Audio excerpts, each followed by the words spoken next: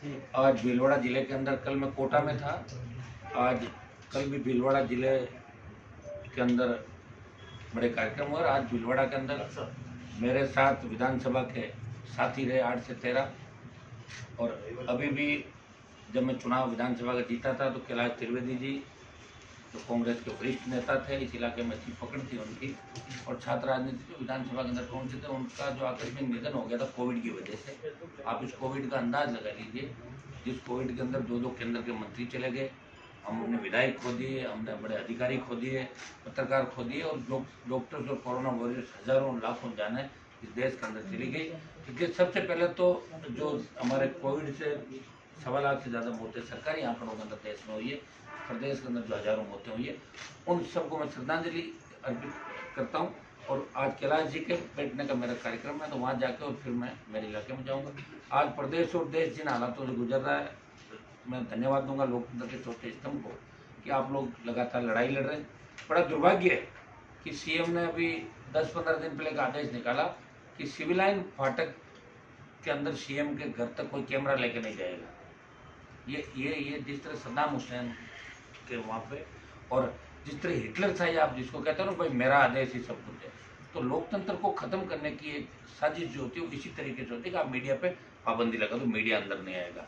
और दूसरा, अभी जो आपके 2 पत्रकार, जिसमें एक नेशनल न्यूज के थे और दूसरे एक पत्रकार होते, जिन पे एफआईआर लॉन्च कर ली कि आपने फोन टैपिंग की बात चला दी। अरे फोन टैपिंग की तो बात दुनिया चला रही थी, हम कह रहे थे फोन टैप हो रहा है, हमारे पूरा देश देख रहा था, ऑडियो वायरल हो रहे थे, सारी बातें होती, सीएम खुद कह रहे थे, और उसके बावजूद पत्रकारों पर इस तरह की एफआईआर करना ये दुर्भाग्यपूर्ण है। सरकार को इस तरह गुंडागर्दी राजस्थान में नहीं करनी चाहिए। और अशोक जी के अंदर अगर इतना ही दम है तो वसुंधरा जी की पुरानी जांचें जो पड़ी है वो करा कर उनको जेल में डाले, तब लोग मानेंगे।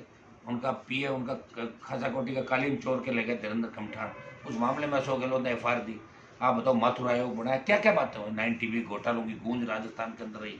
सीएम रोज, अब भी भाषण सीएम का देखो, जब फ्लोर टेस्ट हुआ तो सीएम किस तरह बोल रहे थे, आपने हमारी सरकार गिराने की कोशिश की तो क्या कर लिया आपने वापस? आप क्या कर रहे हो अभी, ये तो बताओ। खाली भाषण से राजस्थान को राजी करना चाहते हो? खुद का बेटा हार गया, आप सोच रहे हो बेटा मेरा हार गया, स्थापित हो नहीं सकता, इसलिए कांग्रेस को भी मैं रसातल के अंदर पहुंचा के और फिर मैं टाटा बाय बाय कर लूंगा। और यही वसुंधरा जी कर रही है। अब जो गहलोत की सरकार बची, वसुंधरा जी के विधायकों की वजह से बची थी। फ्लोर टेस्ट के अंदर भी 5 एमएलए एब्सेंट हो जाए, इनको पूछ के चले जाए, इससे साफ साफ झलकता है। और ये हालात राजस्थान में इसलिए कि इनको पता है कि दूसरा कोई नहीं आएगा यहाँ।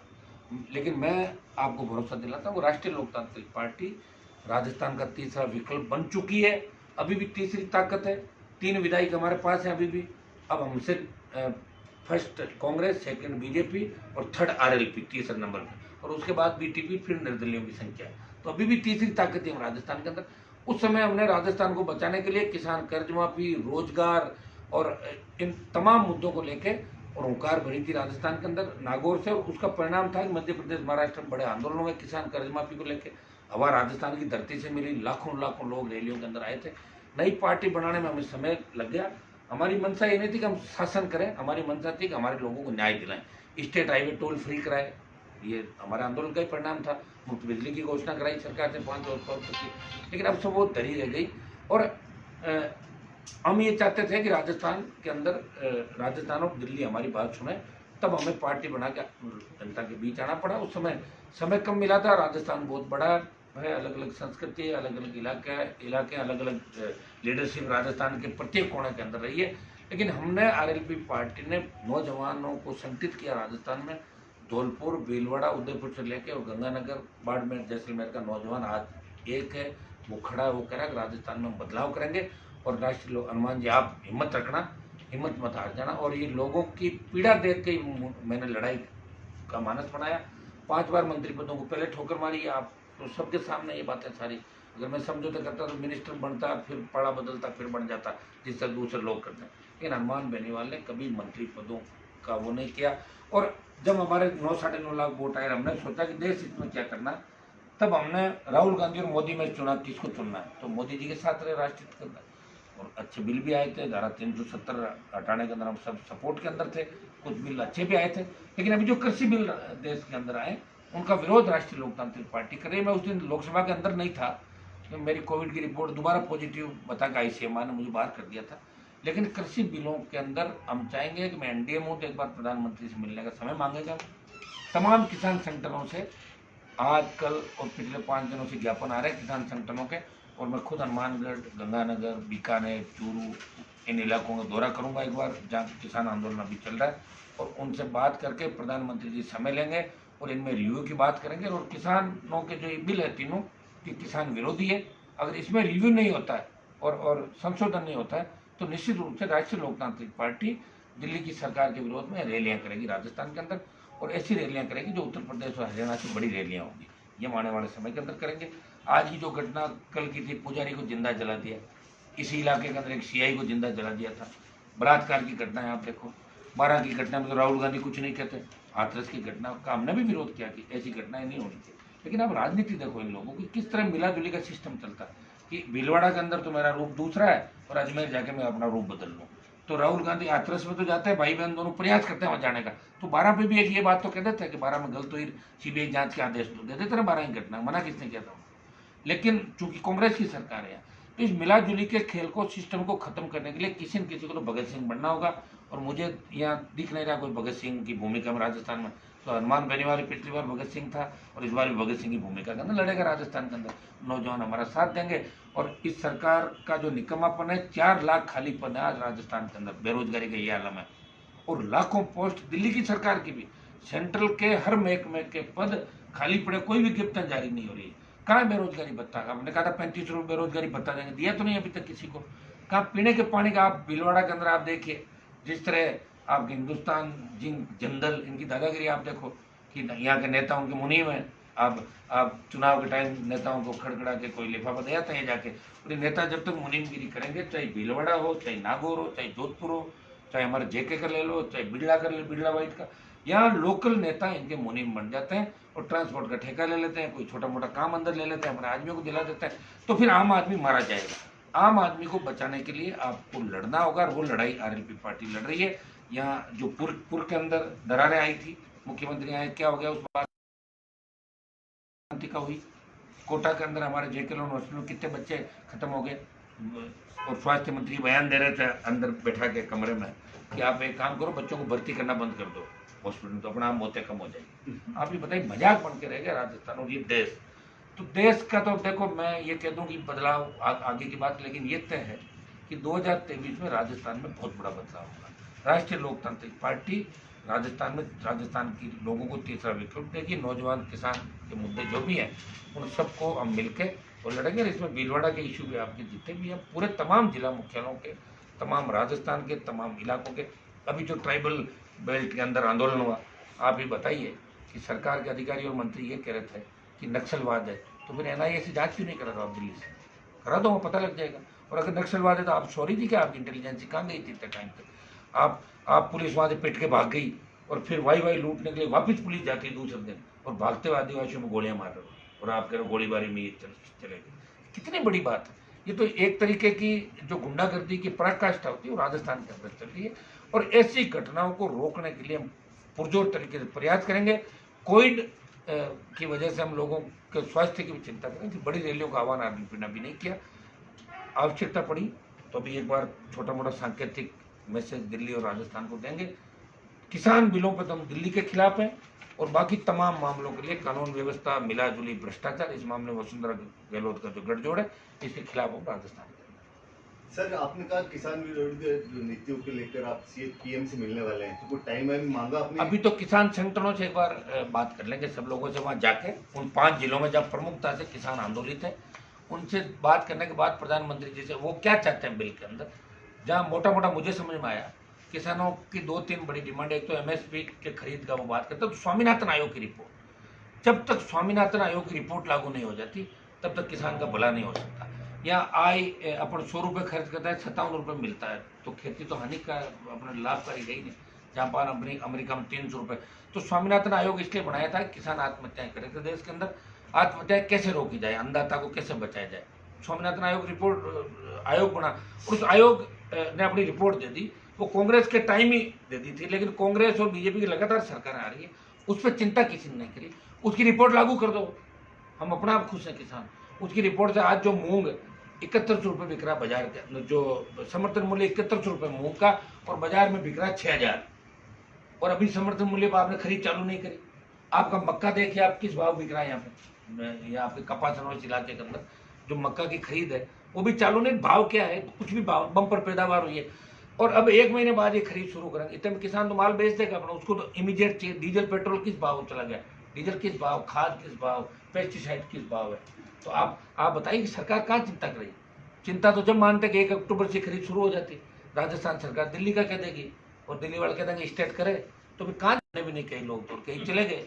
और 1 नंबर की लड़ाई हमारे किसान नेताओं ने राजस्थान में नहीं लड़ी। नंबर 2, 3, 4, 5, 2 की भी नहीं लड़ी, 3, 4, 5, 6। तो फिर किसान का भला कैसे हो? नहीं हो सकता। जब तक किसान हितों की सोच वाला व्यक्ति राजस्थान का सीएम नहीं बनेगा, तब तक जवान की सोच वाला आदमी मुख्यमंत्री नहीं बने, तो नहीं हो सकता भला। ये आप जानते हो। आपके भीलवाड़ा के अंदर आप सब मीडिया के साथी, तो आप एक से एक आपने देखे होंगे कि किस तरह बड़े बड़े घोटाले हुए, किस तरह उन पर मोहर लग के बंद हो गई फाइल है। ये सारा सिस्टम चलता है, और सिस्टम से हनुमान बेनीवाल लड़ रहा है राजस्थान के अंदर।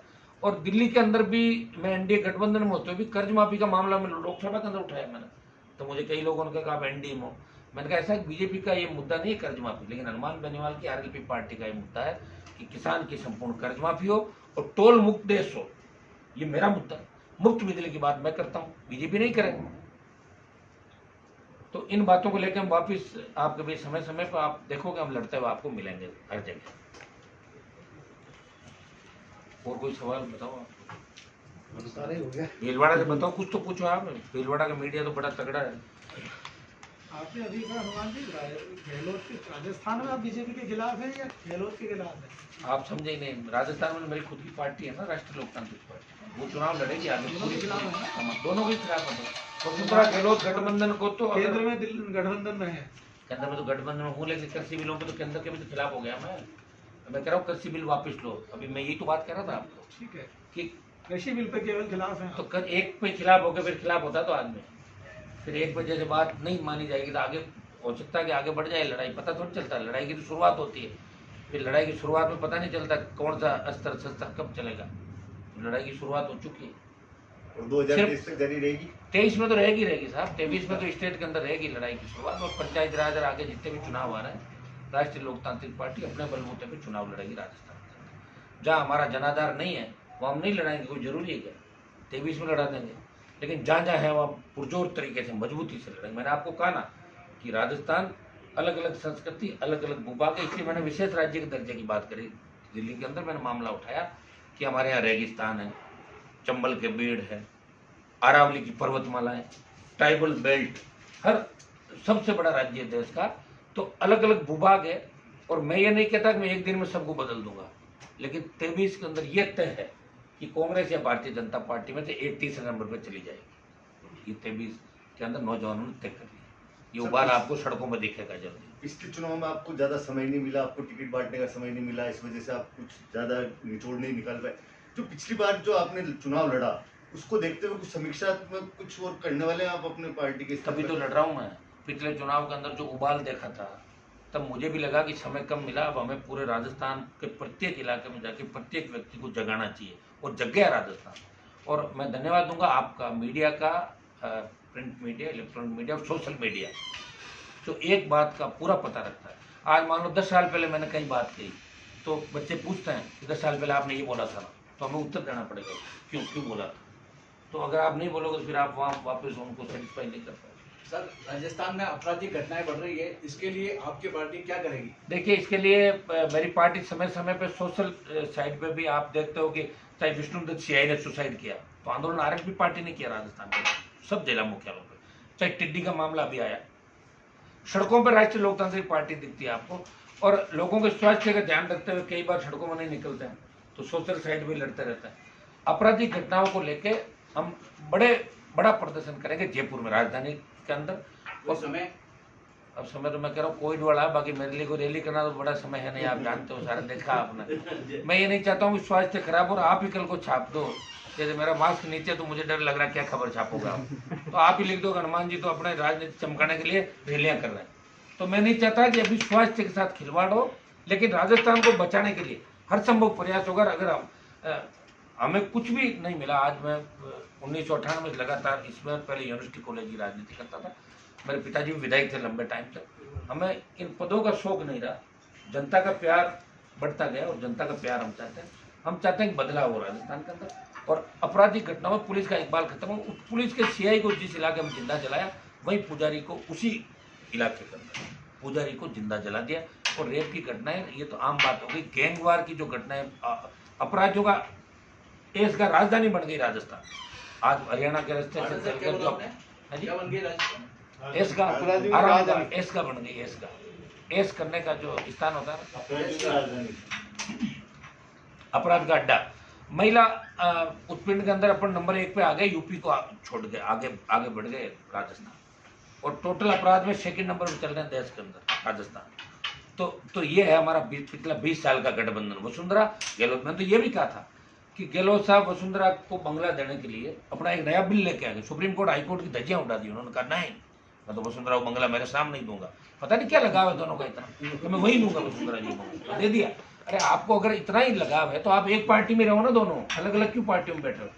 एक पार्टी में रह जाओ ताकि अपने एक बार ये बन जाएगा, एक बार ये बन जाएगा, ऐसा कर लो एडजस्टमेंट। ये एडजस्टमेंट चल रहा है राजस्थान के अंदर। सर 2023 में अगर बीजेपी और कांग्रेस पे आपको, मैं तो किसी से नहीं करूंगा, दोनों से गठबंधन ना, गठबंधन नहीं करेंगे? ना कतई नहीं करेंगे। सर कोविड को लेकर सरकार कोविड को लेकर झूठे आंकड़े नियंत्रण करने के बजाय आंकड़े छिपा रही है। आंकड़े छिपा रही है। आप जोधपुर के अंदर प्रभारी मंत्री कुछ बोल गया और उसके बाद सेक्रेटरी कुछ बोल गया आधे घंटे बाद ही जोधपुर, और इसलिए छुपा। अब आप देख रहे हो ना, जब कोविड में आपके यहाँ से विधायक चले गए, हम कम से कम 150-200 MP कोविड के अंदर चले गए, आपके पत्रकार चले गए, हाईकोर्ट के जस्टिस, सारे सब लोगों ने कोविड को भोगा। तो आप अंदाज लगा लो कि कोविड तो कम्युनिटी के अंदर हो गया।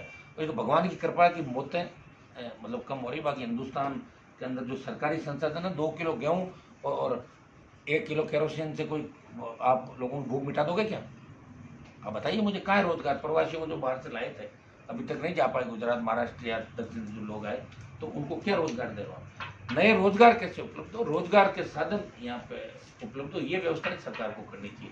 डिग्री लेने के बाद कोई गारंटी नहीं रोजगार की, तो ऐसा सिस्टम यहाँ बने तो निश्चित रूप से राजस्थान का भला हो सकता है। बाकी राजस्थान आने वाले समय के अंदर यूपी बिहार से भी आगे चला जाएगा, समय रहते नहीं संभला।